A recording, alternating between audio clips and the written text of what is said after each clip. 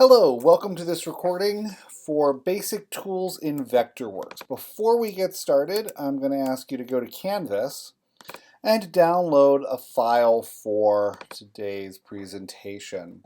So if you're going to work along with us, we've got a file set up for you. Log into Canvas, go to Lighting Design, and scroll down to the assignment for Friday, which is Vectorworks 1.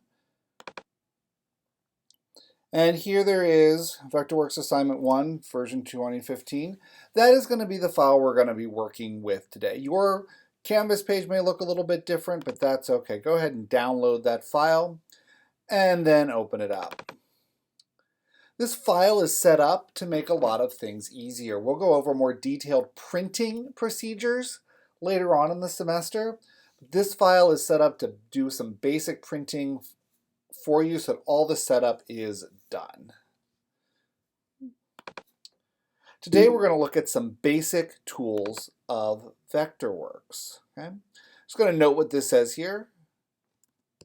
Draw your assignment inside the box, type your name inside the box. So we're going to go through and show you how to do that. Your assignment for this Friday is to draw a picture. It could be a smiley face, it could be a sheep, it could be whatever you want. But using the tools we're learning today, go ahead and draw a picture, print it out, and bring it to class.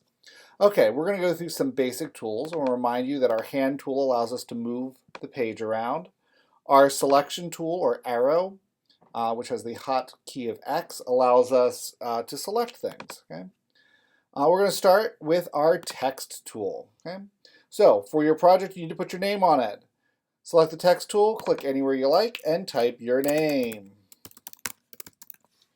Okay.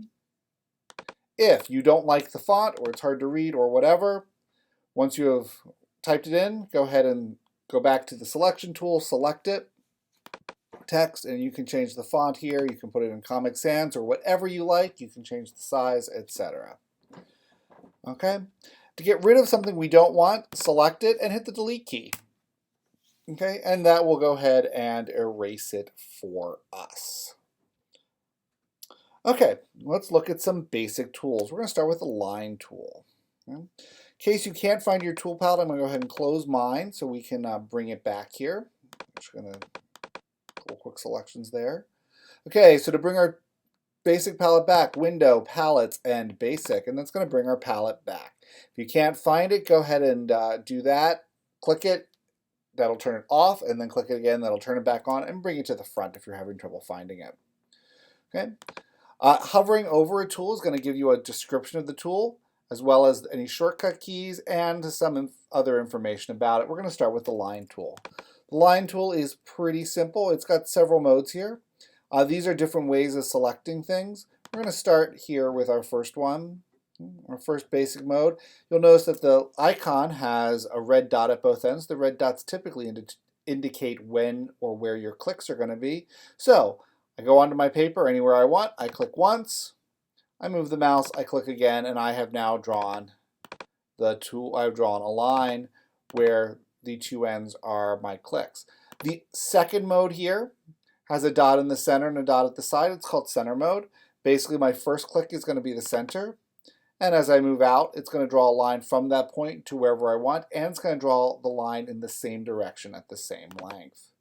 Okay, so that's fine if I want to just draw a line, but if I want to draw a specific line, I'm going to go back to our first mode. I'm going to click, and I'm going to hit the Tab key. You're going to notice that I have a little window here that says L colon, in this case it says 0.773, and A colon, negative 5.19 degrees. So 0.773 is the length. I can type in the length I want by hitting Tab and having it with that blue highlight. I can type in 6 feet. Okay? It has drawn a line for the scale of our drawing at 6 feet. That's a little big. Let's do it at 2 feet. That's still a little big. Let's do it at 5 inches. Okay? And then the A is lit up. Okay? The A is our angle. So I could just line that up where I want and click, or I can type specifically I would like that at a 45-degree angle. It's going to assume degrees. Delta X and delta Y. Delta X means the change in the X dimension or on the grid, X grid. Delta Y is the change in the Y grid. Okay, once I have got everything selected the way I want it, I just hit I click it, and there is my line, and it is the correct length at the correct angle. Okay. I'm going to go through and just delete these objects that I don't need. Draw a box around them that gets them with an orange glow, which means they're selected, and then I hit the delete key. Bye-bye. Our next tool we're going to look at is a rectangle tool. Rectangle tool again has a series of modes. We're going to look at 3 of these modes, but feel free to explore the 4th one. The basic mode is corner to corner. The first click is going to be one corner of your rectangle, and your second click will be the opposite corner. Draw these in any direction. Now I want to mention to you that your assignment is to draw a picture, any type of art project you want using these tools. You can see that as I draw a new rectangle, it appears on top of the previous rectangles. We're in 2D drawing, and that's what we're looking at today. We'll eventually be getting to 3D. With this 2D drawing, let's say I want this rectangle below this one. You can do that by having it selected. It's got the orange glow around it, so it's already selected. And I simply go Modify, Send. And I can send to the back, which will put it at the bottom of the stack. I can also bring it forward one item at a time. So instead of send to front, which would be all the way, I can send it forward. And I can keep clicking that until I get it just where I want it in the stacking. I can also just grab it and move it around any place else I would like it. Okay, so I'm going to go ahead and get rid of these boxes. We're going to look at some of those other rectangle modes that we've got. So we first did corner to corner. We're now going to do center to corner. The first click will be the center of a rectangle. The second click will be a corner. Notice all these things are putting our rectangles on so that they are parallel to the paper. Our next tool is not going to do that. It is our called a 3-point rotated rectangle mode. It's going to have us draw 3 lines. First 2 clicks will be the base, and then our third click will create the height. So I can use this if I'm really careful to draw a perfectly straight rectangle that's square to the grid. But if I really want to do that, one of the other modes is better. But I can draw anything I want. Let's say that I do like this rectangle down here, but I want to rotate it. I want to show you that we can rotate an existing tool or an existing object. First off, go to your selection tool and select the object which we want to rotate. We've selected that one. We can see that it's orange. Okay. This is our rotation tool. It also has 2 modes. We'll look at the standard mode first. It's going to involve several clicks, actually 3 clicks to rotate it. The first click will be the point at which I am rotating it around. The second click will give us a baseline, and then the third click will actually create the rotation. We can see that the rotated object in blue, this is a wireframe. On a rectangle it looks fine, but if you're drawing a circle or an ellipse, it may look a little, maybe you could say pixelated. It's in a wireframe, so it's easier for it to draw. Don't freak out. As soon as you do your third click, it will redraw the object correctly. The second mode of rotate is a rotate and duplicate mode. I've still got this same one selected. It's still got the orange thing on it. I'm going to go ahead and click near the center and create a baseline. And this time you'll notice that it had created a new one, leaving the old incidence where it was. It's going to allow me to do things like flower petals or even arrays. There are better ways to do an array, but we won't be looking at those today. Okay, let's go ahead and get rid of all of these rectangles that we don't need. The other thing I can do instead of drawing a box around them is I can click each one while holding down the Shift key, and Shift key will allow me to select, Shift click will allow me to select multiple items. And go ahead and get rid of those. Okay, our next object is the rounded rectangle. I'm going to be honest, except for teaching this tool in class, I've never used the rounded rectangle in anything else. However, there is an important reason why I'm going to show it to you. And remember, the goal with all of this is we're not going to be looking at all the tools. This is not a Vectorworks class. But what I'm hoping to do is show you how the Vectorworks software thinks its standard procedures so that you can explore and discover new tools on your own. Okay, our rounded rectangle has a what they call diagonal mode. Of course, it can't be corner to corner because a rounded rectangle does not have corners. Okay, but I draw this, and oh look, I have a rectangle without corners. I also have the rounded rectangle rotated mode, which works just like our 3-point rectangle mode. Okay? We've got another tool over here. We've actually seen this before, but this is the first time we're going to look at it. It is a tool. It looks like a tool, or looks like a mode, that has a wrench and a pencil. That is the Preferences tool. And we're going to find that many tools have a Preferences section. Clicking on it allows us to set certain things about how that tool reacts. When you're changing them, just be aware of the changes you've made. If a tool is not reacting the way you think it should, go check the preferences. Perhaps it is reacting the way it's being told to, and you just need to change the preferences. Okay, proportional corners. For this tool, that says that the size of the rounding bit of the corner is based on the overall shape.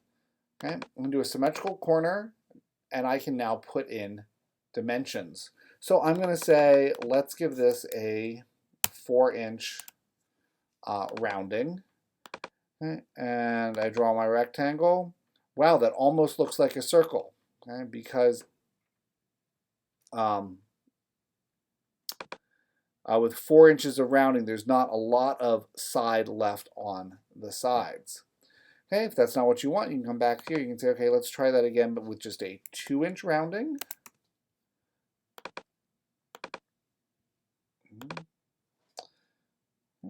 Play with these examples. Remember, Vectorworks is a software application.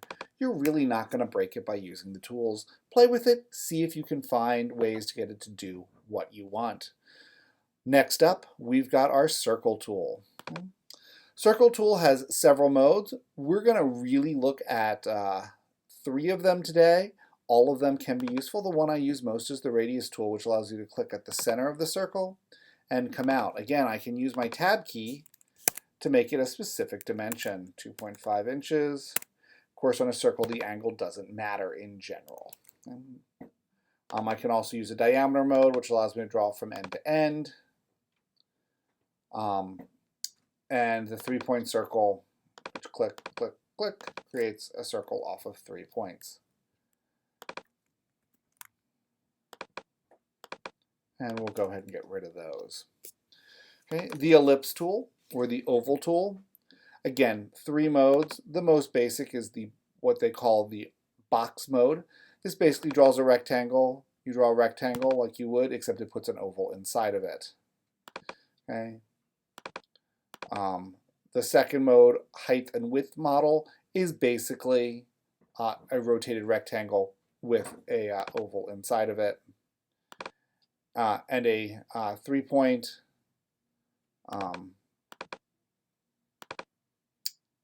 play with those, see what it is that uses that creates what you want. Give me a moment, I want to reset that back so it's where I'm used to having it. We're not going to look at the arc tool or the freehand tool today. I'm going to talk briefly about the polyline tool. The polyline tool is an excellent tool for 2D work. However, if you're going to then take that 2D work and move it into a 3D environment, the polyline tool does not always react the way you expect it to.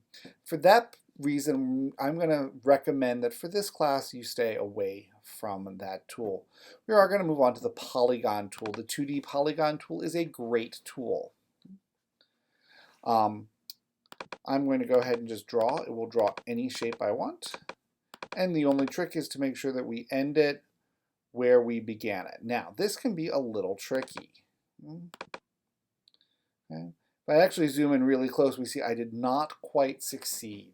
And this is where a fantastic concept called snapping comes into play. I'm going to go ahead and delete that. I'm going to zoom back out. Okay, and let's discuss what snapping is. We can find snaps by going Window, Palettes, Snapping. My palette's already opened. It's right down here. And we're going to look at some of these different modes.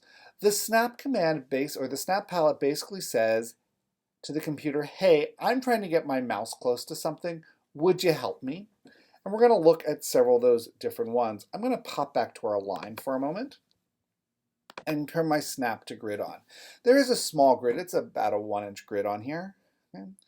And as you watch, as I'm moving my mouse up, it's an 1/8 inch grid on this drawing, you'll notice that it is snapping to distinct measurements. I don't use that one a whole lot. If you go File, Vectorworks Preferences, Edit, you can adjust what those snaps are.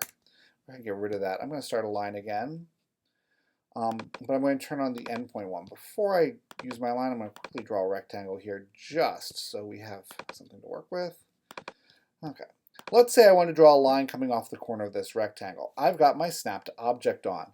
I get my mouse kind of close, and all of a sudden it has jumped, and we see the words top right. That means it has jumped to the top right corner of an object. If that's where I want to start my line, I just have to click, and now I can draw my line anywhere I want. It will also snap to the centers, and the midpoint, bottom center. That allows me to very conveniently draw things that are connected to expected points. Our next one I want to show you is our snap to angle. Most of the time when drafting, we want to snap to 0, 30, 60, 45, 90 degrees, and their multiples around the circle. With this on, as soon as I get close to straight across, it's going to snap to horizontal. It'll snap to 30 degrees, 45. It says 30, but that's 60 because it's the next 30-degree measurement. 90 or vertical, etc. Very convenient for what I'm trying to draw. I'll just quickly do this. Our next one is called snap to intersection. And if you hover over it, it'll show you. And this says, okay, where we're intersecting, there we are. Now, I can have multiple snaps on at a time. So I can have my points on, I can go from that intersection to center left. Normally, I would recommend you save, but as what I'm doing at the moment is just an example, I'm choosing not to. Okay, our last snap I want to look at does not work alone. It needs at least one of the other snaps on, probably two of them. Okay, this is called smart points. Okay, and the idea of smart points is if you hover over a snap point, but you're not really wanting to go that, but you want to go into something that aligns with it, this will help you do that. So let's say I'm going to hover over this endpoint for a moment. Notice it turns red. I'm going to start bringing my mouse up. Look, I'm actually snapping to a horizontal line. And now I have snapped to this object, so it's aligning and with the object. So I can snap a line that lines up with something. I can do this over here too. So I want to there, but I want to line up with that at 30 degrees. There we go. So I'm a 30-degree angle, but I'm lined up with that point. A lot of the thinking about the snaps are turning on what's useful to you at any one moment. These are the 4 I typically keep on, but one of the problems with this is if I'm trying to snap near something, if I'm trying to click near something but not on a specific point, you notice that with my snaps on, I keep grabbing to those points. So sometimes to snap or to click where you want, you've got to turn some snaps off. And that's fine. You can actually turn them off in the middle of a draw operation. Turned everything off, and now I can click to whatever random point I want.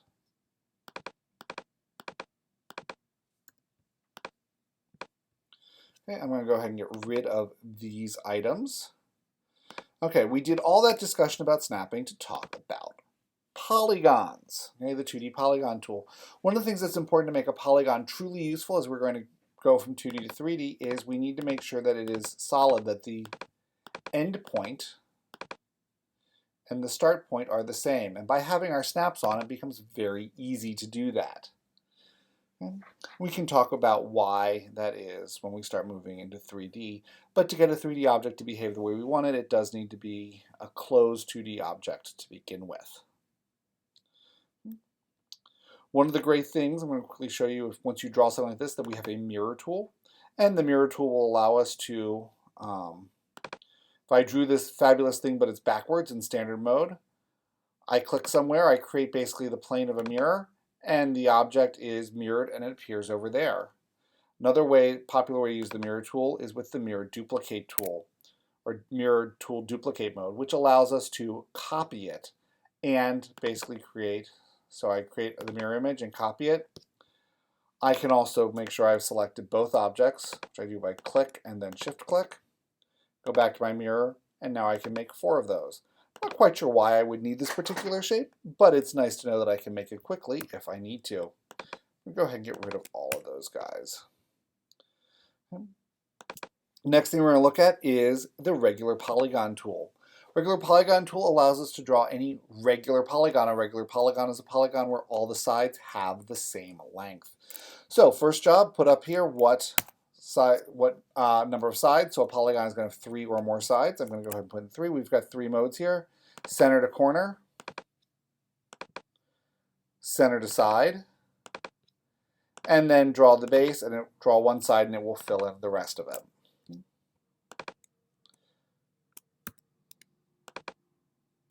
And we're going to go ahead and get rid of those for the moment. Okay, so we've looked at our send commands to send an object forward and backwards in space. We've looked at our snaps. We've looked at our mirror and rotate commands, as well as our mirror duplicate and rotate duplicate. We've learned how to delete items, and we've learned a number of tools. So we should be able to do a drawing. So to follow the instructions here, draw your assignment inside the box and type your name. I'm going to just do a quick example. My name is there, and I'm going to draw an oh no face. So an eyeball, I'm going to go ahead and mirror it so that my eyes look vaguely symmetrical. And a mouth that looks all upset. Okay. This is not much of a drawing, and maybe we'll just do a giant face here. And we'll go ahead and send that to back. Woohoo, I have a very quick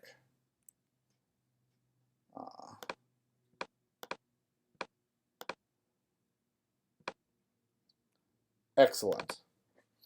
So now we have to figure out how to print this. This file is already set up for you. If you draw within the rectangle, it will print out centered on a piece of 8.5 by 11 paper. Assuming your computer is hooked up to a printer, simply go File, Print, and go ahead and hit Print. That will actually allow it to print. That said, if you are somewhere where you do not have a printer, for example our lab, and you need to go save it off to a PDF so you can take it up to the Student Computer Center across from the cafeteria where you can print for free if you have your student ID card.